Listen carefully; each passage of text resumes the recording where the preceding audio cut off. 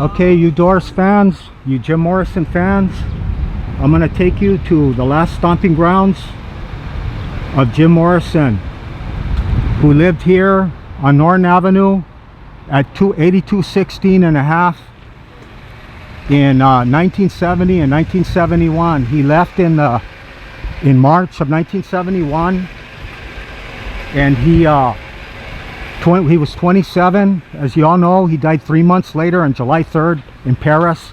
And when he left here in March of 1971, Pam was already in Paris on the Rue Vautreilles.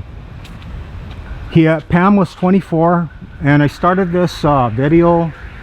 I thought it was appropriate because Pam and Jim lived together here, and I wanted to start it with Love Street, because that song started out as a poem when Jim and Pam were young and happier, obviously, and they were living on Rothwell Trail, and that came out on actually their third album in 1968. And here we're coming up to it, and the apartment to the left of that chimney flue is 8214 and a half, and they said that Jim lived in the patio area. And there's pictures, and they show that his apartment was the one with Pam next to the chimney flue right there. And you can take a self-guided tour for 10 bucks. And the lady, her name is Cherie, she named this the Cherie Amour Apartments. And like I said, it was kind of weird because Pam, 3 years and 4 months later, she died at 27.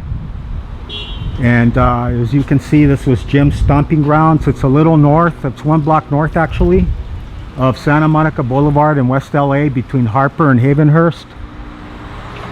And thankfully Miss Cherie, she had the foresight to buy this property, because I'm telling you, the way West Hollywood is tearing down all these buildings, that's what they usually put up, these really expensive loft apartments.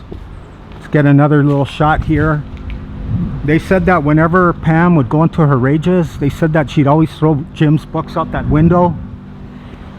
And this is where they actually took the last Jim made one of the last interviews with Rolling Stone magazine in February of 1971, which thankfully it's recorded and it's on YouTube. And Ben Fong Torres was the guy that interviewed him. And if you're at all interested about Jim, I'll give you a little factoid, a weird factoid. He used to call himself Mr. Mojo Rising with a clip G. And I guess one day he was just goofing around, and he was messing around with the letters of his name, and oddly and strangely enough, that's what his name spelled out, Mr. Mojo Rising. And here you go. And I don't know if you people are aware, but they stole the bust that used to be on Jim's grave in the Père Lachaise cemetery in Paris.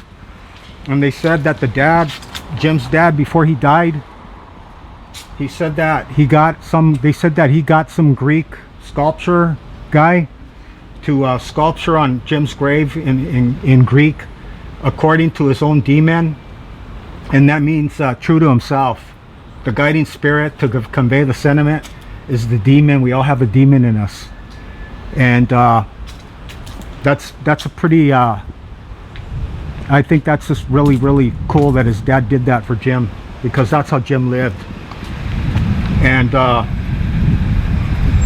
I was gonna say that when Jim left in March, they didn't release LA Woman until April 19th 1971, and they released LA Woman, the single, in April 1971. But that, I just wanted to say that right there in the bridge, in the middle part of the song, that's when he says Mr. Mojo Rising. So that right there, that flue there, is where Jim lived. That's the apartment. And I guess I'm gonna have to do my due diligence and take the actual tour, the walking tour, because I gotta go in there and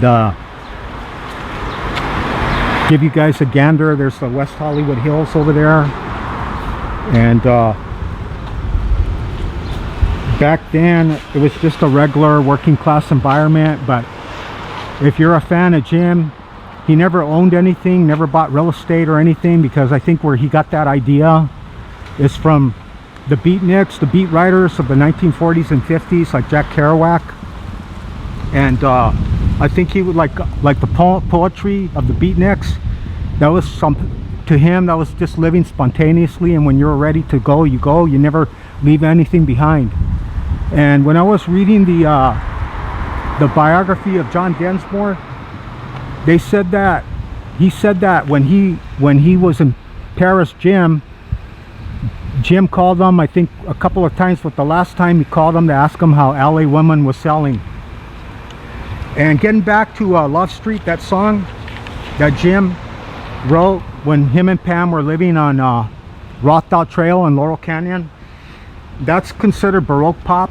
It's a type of genre of music that came out in 1966, started by the Left Bank and Walkaway Renee. And that song came out, and Waiting for the Sun, the Doors' third album. Okay, well, here you go. Most of it's pretty original. And this is where Jim would have been walking. There's the West Hollywood Hills. And I'm going to take you fans to where Pamela is buried in Santa Ana. And I'm going to take you to look at Mountain Street up there where Jim lived with John Densmore and Robbie Krieger. And that's where he got the idea for a couple of his songs. So follow me, and thank you, and please subscribe to my channel. And I just want to say, for Jim and Pam, I hope they're together and they're in a better place. And okay, well, let's go back. And I think it's weird that Pam would die at 27, 3 years and 4 months later. That's so weird. I don't get that 27 club thing going there.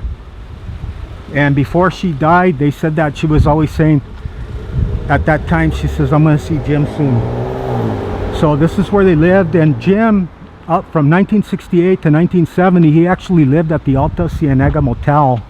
And then he moved in here with Pam. And the room that he stayed in at the Alta Cienega was number 32. So people from all over the world still go and they stay in that same room. And thankfully they haven't torn that building down. So let's get a shot right there, a zoom shot of where Jim lived in 1971, March to be exact, and where he did the famous Rolling Stone interview. Okay, like I said, let's hope Jim and Pam are happy and together. And thank you, Jim, for all your fantastic music. Okay, thank you.